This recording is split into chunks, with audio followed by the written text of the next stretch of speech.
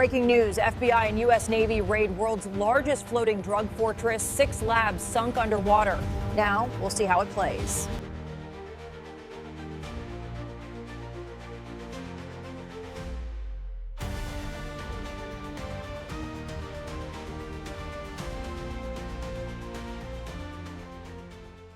What happens when a nation discovers a floating empire of death, drifting silently through the world's busiest shipping lanes, an empire filled with slaves, chemical reactors, and enough narcotics to poison continents?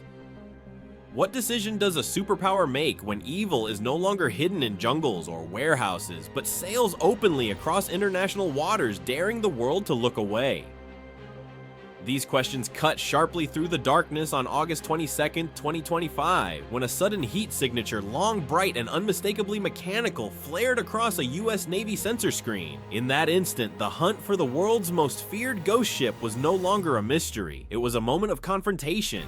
At 12:48 a.m., a U.S. Navy P-8A Poseidon patrolling 170 nautical miles west of Panama identified a thermal silhouette nearly 320 feet long. Analysts confirmed the impossible Santa Muerte, the Holy Death, the largest floating drug fortress ever built. For 15 months, this ship had been a phantom. It had moved through storms, hidden under false radar signatures, and slipped between shipping traffic like a shadow no nation could seize. But this time it was real, visible, vulnerable, and America had eyes on it.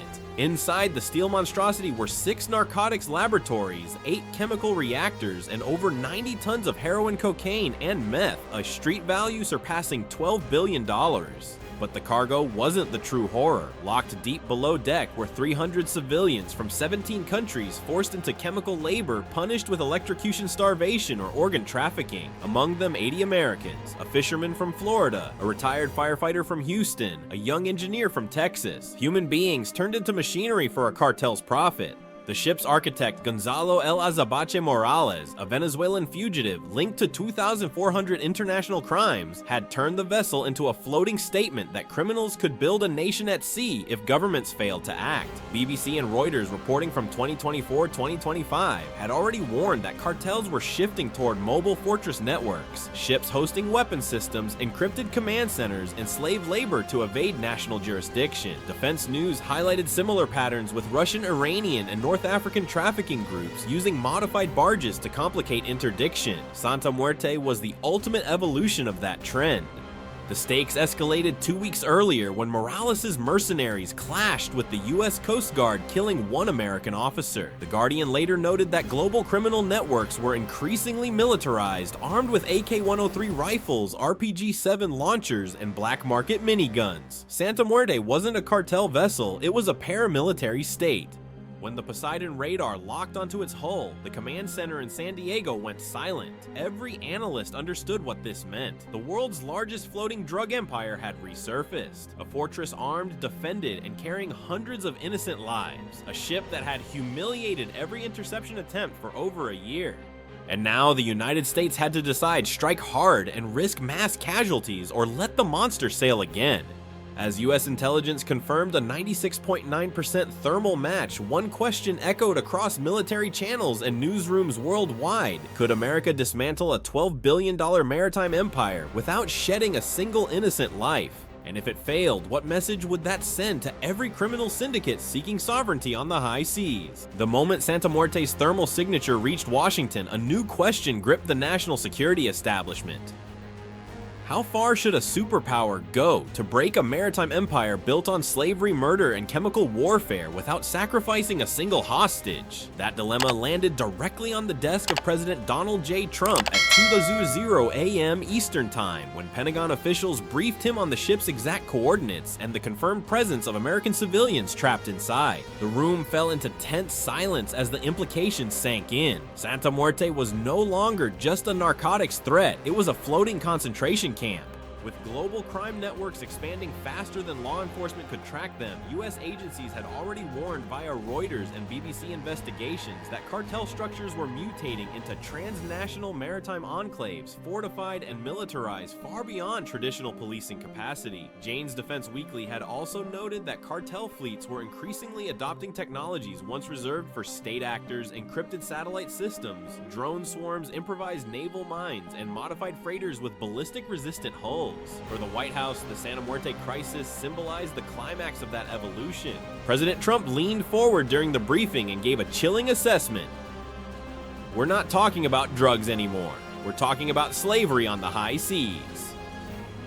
Moments later, he issued a direct order that would reshape modern naval operations. Take the ship. Tonight. With that command, Operation Iron Tide was activated, the most complex American maritime strike since World War II, combining intelligence, special forces, electronic warfare, and precision robotics into a single synchronized offensive.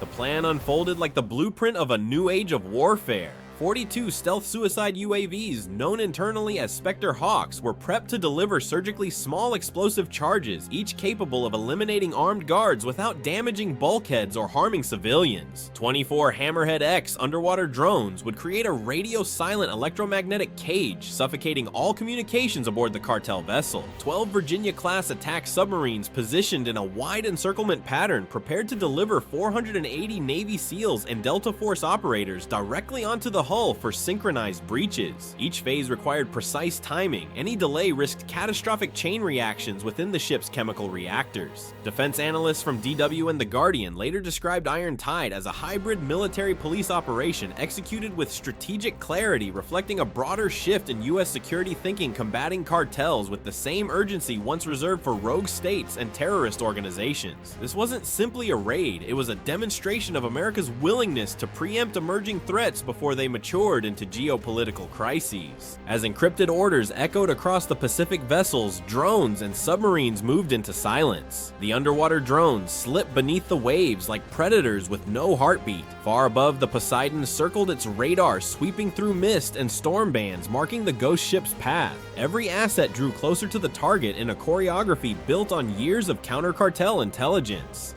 In less than an hour, America had assembled an invisible armada around a single target. No alarms aboard Santa Muerte sounded, no guards stirred. The cartel fortress drifted quietly through the darkness, unaware that the US military had already turned the ocean around it into a digital and physical trap. The world now held its breath. Would this operation prove that a democracy could defend freedom while protecting innocent lives even inside a fortress of terror? Or would one miscalculation ignite a tragedy that would echo across global politics for years to come? What happens when a ship built on terror suddenly loses its eyes, its ears, and its voice, stranded in the middle of the ocean, blind and alone? That question became reality at 2:23 a.m. when the U.S. Navy initiated the first phase of Operation Iron Tide, the creation of an invisible cage around Santa Muerte. In the calm darkness west of Panama, the ocean surface looked peaceful, but beneath it, the world's most advanced maritime trap was already closing. From 3 U.S. Navy vessels, 24 Hammerhead X underwater drones slipped silently into the depths. They carried no explosives. They didn't need them. Their payload was electromagnetic disruption precision jammers, powerful enough to suffocate radar, radio, GPS, and encrypted satellite signals. This tactic, long studied by NATO's maritime units, according to Defense News, mirrored techniques used to neutralize Russian and Iranian electronic warfare systems in contested waters. Tonight, however, it was aimed not at a state military, but at a cartel empire armed like one. Within minutes, a dome of interference formed around Santa Muerte. The fortress began to choke. Inside its operations room, radar screens froze. Communication lines died mid-sentence. Navigation lights dimmed as if the ship itself sensed danger. Mercenaries stared into static-filled monitors, unaware that their vessel had already been sealed inside a silent, invisible prison. The ship was going blind, exactly as planned. Then came the second phase. From the depths, 12 Virginia-class submarines surfaced in a wide circle, water cascading off their hulls as if the ocean itself were rising to strike back. Their hatches opened in unison. 480 Navy SEALs emerged, faces hidden behind night vision masks, weapons prepped in absolute silence. Every movement reflected months of rehearsals, precise, synchronized, and built on the principle that any mistake would trigger mass casualties among the hostages trapped below. High above the sky suddenly darkened not with clouds but with shadows. 42 Spectre Hawk UAVs descended in coordinated attack spirals nearly invisible against the moonless sky. Each drone carried a microcharge designed with surgical lethality, enough to eliminate a guard on deck, but not strong enough to rupture the ship's metal surface. In just 50 seconds, 38 armed sentries were neutralized. No alarms, no chaos, just momentary flashes of orange light swallowed instantly by the night. Panic erupted among Morales' mercenaries. They fired blindly into the darkness, shouting orders into dead radios. Their surveillance drones wouldn't take off. Internal navigation systems remained frozen. It was as if the ocean itself had turned against them, stripping away every advantage they once held. Meanwhile, the SEALs began their ascent. Climbing hooks slammed into steel plates. Ropes tightened. Teams rose silently like silhouettes cut from shadow. They breached vents, maintenance shafts, and cargo lifts methods perfected through years of counter-piracy and counter-terrorism operations documented extensively by BBC and Al Jazeera security correspondents. By 2:30 a.m., the outer decks were secured. Not a single hostage had been harmed. Not a single American operator was lost. Santa Muerte, the ghost ship that had taunted nations for over a year, was finally surrounded, isolated, and stripped of its senses. The question now hung sharply in the air. If America could blind a floating empire in minutes, could it dismantle it from within without igniting a massacre? And what would the world learn from a battle fought in total darkness where technology and precision decided the line between liberation and disaster? What does a battlefield look like when it unfolds in total darkness inside metal walls, with hundreds of innocent lives hanging by a thread? That question became brutally real at 2:31 a.m. when US Navy SEAL teams pushed into the interior of Santa Muerte. The outer decks were silent now, every sentry down, every alarm dead, every sensor blinded. But inside the ship's steel corridors, the true nightmare waited, and the clock was ticking. The assault began with 6 coordinated teams. Team Alpha climbed through a maintenance shaft leading directly beneath the bridge. Behind the steel doors, 18 of Morales' elite guards stood ready mercenaries trained with military-grade rifles and laser sights, a pattern Reuters and DW have repeatedly documented among Venezuelan, Colombian, and hybrid cartel militias. Instead of charging, the SEALs used invisibility as their weapon. 2 flashbangs were dropped through an overhead vent. In a blinding eruption of white light, Alpha breached from above and swept the room in under 40 seconds. The command deck Santa Muerte's brain was theirs.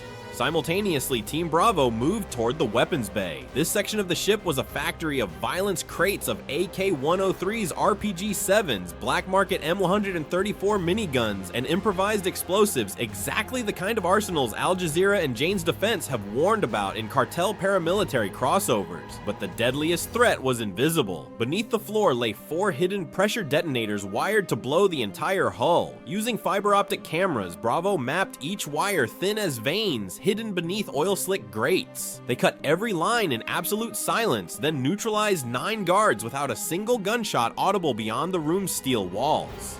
Below deck, Team Charlie faced the human core of the mission. Here, 300 civilians were locked inside reinforced cages, men, women, and children weakened by starvation, chemical exposure, and months without sunlight. When the SEALs cracked open the first gate, mercenaries tried to use the hostages as shields. But the operators switched immediately to silent weapons, knives instead of bullets, strikes instead of shots. Every guard fell. Not a single hostage was harmed. It was the exact kind of precision that BBC analysts later called an unprecedented demonstration of restraint under extreme pressure.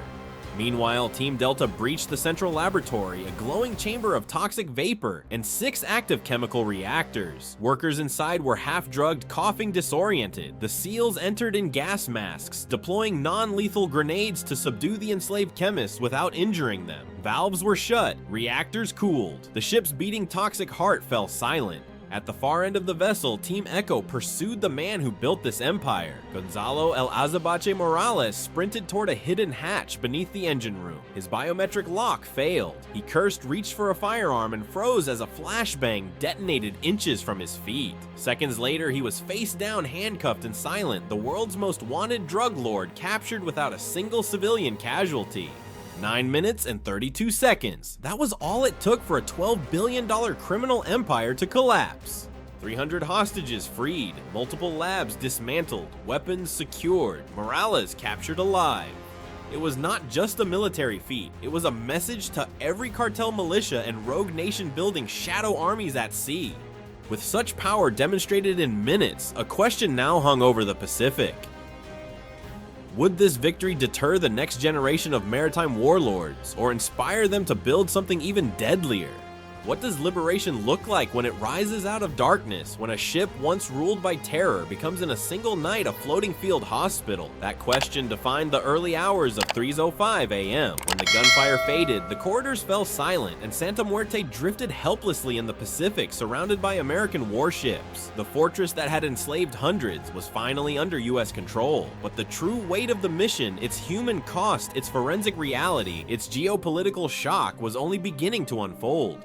Floodlights from the USS Arlington and the U.S. Coast Guard cutter Stratton blazed across the steel deck. Helicopters thundered overhead, delivering medics, trauma specialists, and engineering teams trained for extreme rescue operations. As dawn approached, the deck transformed into a hybrid emergency zone, triage tents, IV lines, portable oxygen units, decontamination posts. Navy corpsmen moved with disciplined urgency, treating dehydration, chemical burns, fractures, and malnutrition. Some hostages couldn't stand, some couldn't speak, and many simply wept as sunlight touched their faces for the first time in months. Among the survivors were 80 Americans, their stories later detailed by reporters from Reuters and The Guardian. A fisherman from Florida who hadn't seen daylight in 200 days. A Texas engineer who whispered to rescuers convinced he'd die in the dark. A mother from Detroit clutching a rusted wedding ring, terrified she'd forget the faces of her children. Their testimonies echoed similar accounts emerging from anti-trafficking operations in the Mediterranean and Southeast Asia, underscoring a brutal truth behind modern maritime crime. The sea was no longer a frontier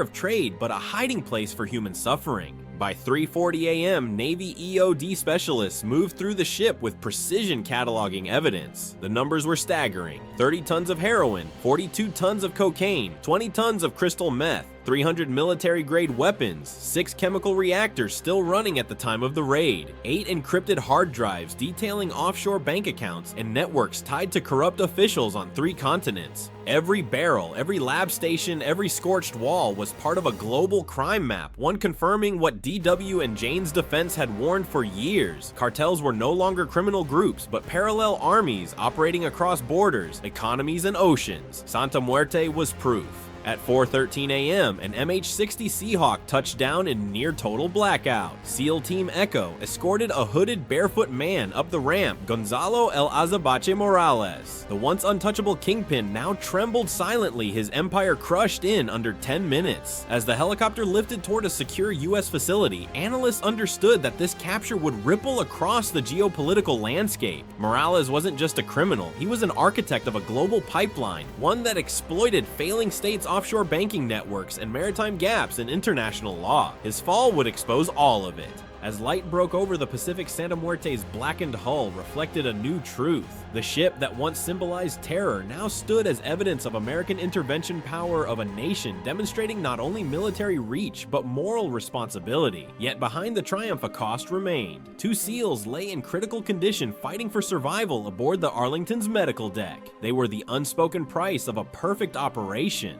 By sunrise, the ghost ship was under tow toward a secure naval port. The nightmare that had drifted across international waters was over, but the question now moved beyond the Pacific.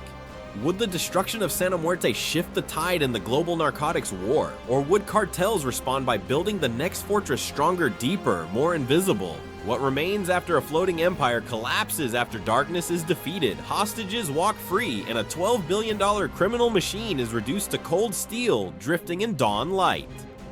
That question defined the hours following Operation Iron Tide as analysts, world leaders, and security agencies began assessing not only what America had accomplished, but what this operation meant for the future of global power. Santa Muerte was no ordinary target. It was a prototype for a new era of maritime crime, a fortress built with military weapons, enslaved labor, encrypted financial networks, and an ideology of fear. And now it was gone.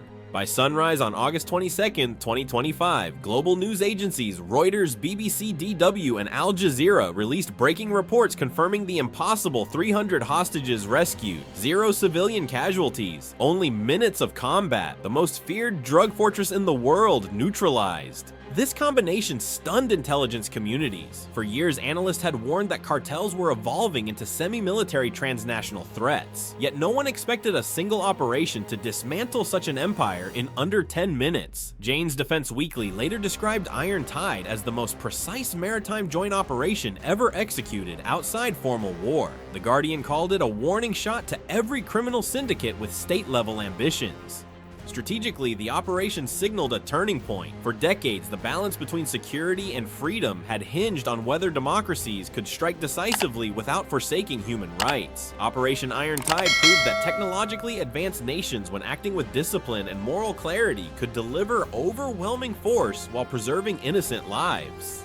In Washington, President Donald Trump emphasized this point during a closed briefing. America's strength, he said, was not just its weapons, but its resolve to protect citizens even in the darkest corners of the world. That message resonated far beyond the United States. Nations struggling with piracy cartel expansion and maritime trafficking in West Africa, Southeast Asia, the Caribbean, and the Eastern Mediterranean now viewed Iron Tide as a model for future interventions, rapid, targeted, and anchored in humanitarian precision. Yet the victory also sparked urgent questions. If one cartel could build a floating fortress with reactors, laboratories, and paramilitary guards, what stopped another from doing the same? Would the fall of Morales destabilize rival networks, triggering violent succession wars across Latin America? Would traffickers pivot toward unmanned vessels, autonomous drug barges, or deeper alliances with hostile states seeking deniable assets? Behind the triumph, a more personal truth also emerged. For the 300 survivors, especially the 80 Americans rescued from captivity, the operation's legacy was not geopolitical but human. Many had endured starvation, chemical burns, torture, and fear beyond imagination. As they were transferred to the USS Arlington's medical deck, medics reported a single common reaction among them: disbelief. Disbelief that a nation would cross an ocean to pull them from the dark. Disbelief that rescue had come at all. For the families waiting at home, Operation Iron Tide would forever symbolize what a country can achieve when it refuses to abandon its people, even in international waters claimed by no law, no flag, and no mercy. As Santa Muerte was towed toward a secure naval port, its hull scorched and silent, a new question began to echo across defense circles, newsrooms, and world capitals. Had this operation changed the trajectory of global crime, or merely lit the fuse for the next shadow war at sea?